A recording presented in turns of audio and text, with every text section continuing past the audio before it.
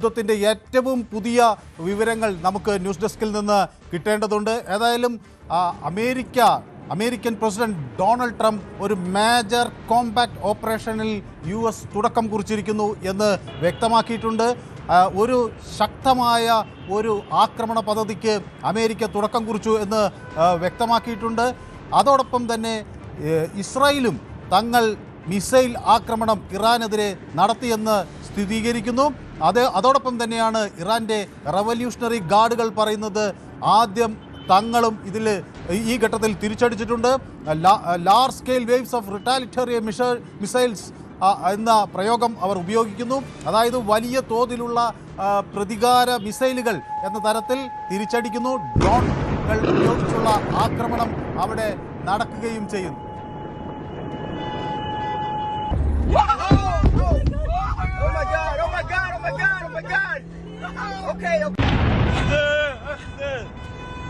اخذه على ابوه على ابوه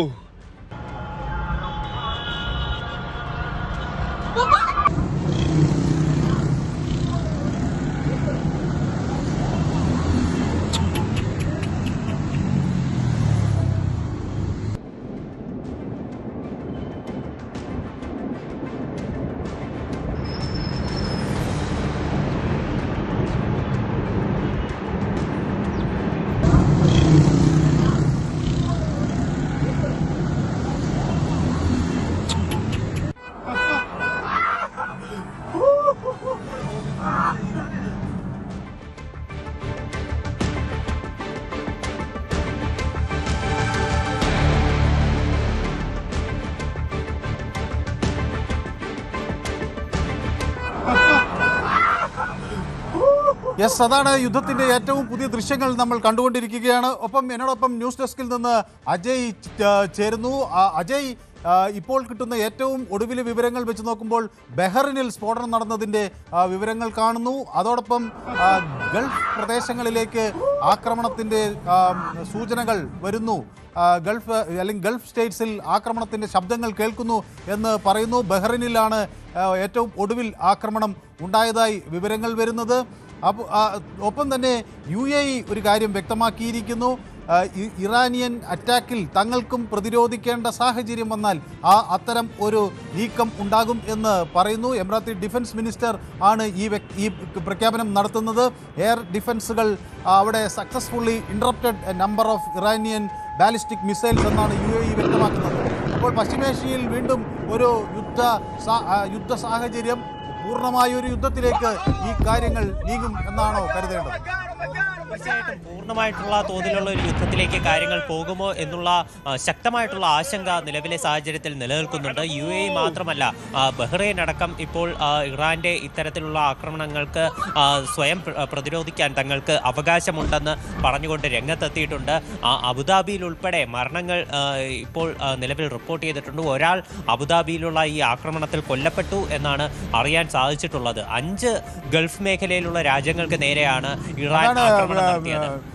ഇത് അജയ് സൂചിപ്പിച്ചതുപോലെ ബഹ്റിൻ ഇപ്പോൾ പറയുന്നത് അതൊരു blatant violation of kingdom sovereignty and security എന്നാണ്. അതായത് അവരുടെ പരമാധികാരത്തിനും അവരുടെ അഖണ്ഡതയ്ക്കുമെതിരെയുള്ള വലിയ കടന്നുകയറ്റം ഉണ്ടായി എന്നാണ് ബഹ്റിൻ പറയുന്നത്. അതുകൊണ്ട് തന്നെ ശക്തമായ ഒരു ആക്രമണം ഉണ്ടാകുമെന്ന് ഖത്തറിൻ്റെ ന്യൂസ് ഏജൻസികൾ വ്യക്തമാക്കുന്നു. ഒരു ട്രെച്ചറസ് അറ്റാക്ക് എന്ന നിലയിൽ അത് ബഹ്റിൻ്റെ സുരക്ഷയ്ക്കും അതുപോലെ പൗരന്മാരുടെയും അതുപോലെ അവിടുത്തെ താമസക്കാരുടെയും സുരക്ഷിതത്വത്തിന് നേരെയുള്ള വലിയ വെല്ലുവിളിയായാണ് ഇതിനെ കാണുന്നതെന്ന് ഖത്തർ ന്യൂസ് പറയുന്നു. സിറിയ അവരുടെ എയർ സ്പേസ് അടച്ചിരിക്കുന്നെന്ന് വിവരങ്ങൾ പുറത്തു വരുന്നു. അജയ്, ഇങ്ങനെ ആഗോളതലത്തിൽ പ്രശ്നങ്ങൾ സങ്കീർണമാക്കുന്ന തരത്തിലേക്ക് കാര്യങ്ങൾ നീങ്ങുന്നതിൻ്റെ സൂചന സിറിയ പറയുന്നു. എയർ സ്പേസ് പാർഷ്യലി ക്ലോസ്ഡ് ആണെന്ന് പറയുന്നു. നേരത്തെ തന്നെ മറ്റ് ഇരു രാജ്യങ്ങളും ഇറാനും ഇസ്രായേലുമൊക്കെ അവരുടെ വ്യോമാതിർത്തികൾ അടച്ചിരിക്കുന്നു. സിറിയയ്ക്ക് സിവിൽ ഏവിയേഷൻ അതോറിറ്റിക്ക് സമാനമായ ഒരു സാഹചര്യം, southern air corridor will be closed എന്ന് പറയുന്നു. അപ്പോൾ ആഗോള വ്യോമയാന സംവിധാനത്തിന് തന്നെ തടസ്സമേർപ്പെടുന്ന രീതിയിലേക്ക് കാര്യങ്ങൾ നീങ്ങുന്നു. അതല്ലേ ഏറ്റവും ഒടുവിലത്തെ വിവരം? തീർച്ചയായിട്ടും പല രാജ്യങ്ങളും ഇപ്പോൾ അവരുടെ വ്യോമയാന സംവിധാനങ്ങൾ ഇപ്പോൾ അടച്ചുകൊണ്ടിരിക്കുകയാണ്. പല വിമാനത്താവളങ്ങളിലും നിയന്ത്രണങ്ങൾ ഏർപ്പെടുത്തി തുടങ്ങി.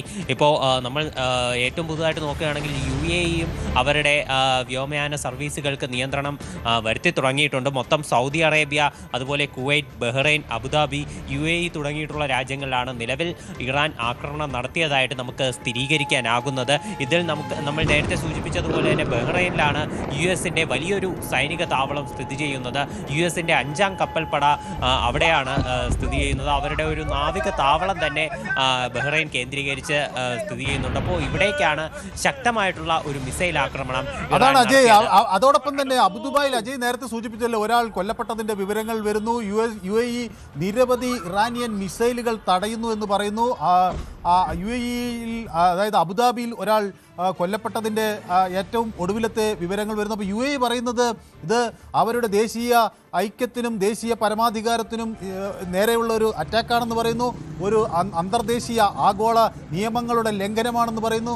ഇത് തങ്ങൾക്ക് തിരിച്ചടിക്കാനുള്ള എല്ലാ അവകാശവും ഇവിടെ ഉണ്ട് എന്ന് വ്യക്തമാക്കുകയും ചെയ്യുന്നു. അജയ്, ഞാൻ അജയിലേക്ക് തിരിച്ചു വരാം. നമുക്ക് ആ ട്രംപും നെതന്യാഹുവും അവരുടെ പ്രതികരണങ്ങൾ നമുക്ക് കിട്ടിയിട്ടുണ്ടല്ലോ, അതൊന്നുകൂടി കാണാം. A short time ago, the United States military began major combat operations in Iran. Our objective is to defend the American people by eliminating imminent threats from the Iranian regime, a vicious group of very hard, terrible people. Its menacing activities directly endanger the United States, our troops, our bases overseas, and our allies throughout the world. From Lebanon to Yemen and Syria to Iraq, the regime has armed, trained, and funded terrorist militias that have soaked the earth with blood and guts. And it was Iran's proxy, Hamas, that launched the monstrous October 7th attacks on Israel, slaughtering more than 1,000 innocent people, including 46 Americans, while taking 12 of our citizens hostage. It was brutal, something like the world has never seen before. Iran is the world's #1 state sponsor of terror and just recently killed tens of thousands of its own citizens on the street as they protested. It has always been the policy of the United States, in particular my administration, that this terrorist regime can never have a nuclear weapon. I'll say it again, they can never have a nuclear weapon. That is why in Operation Midnight Hammer last June, we obliterated the regime's കൂടുതൽ വാർത്തകൾക്ക് News 18 Keralam YouTube channel subscribe ചെയ്യുക.